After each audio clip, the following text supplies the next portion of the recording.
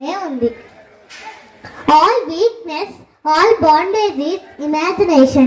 Do not weaken. Stand up and be strong. That is all the religion I know.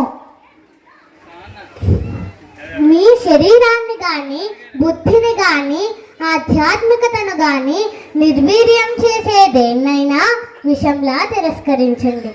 Be obedient and eternally faithful to the cause of truth, humanity and your country, and you will move.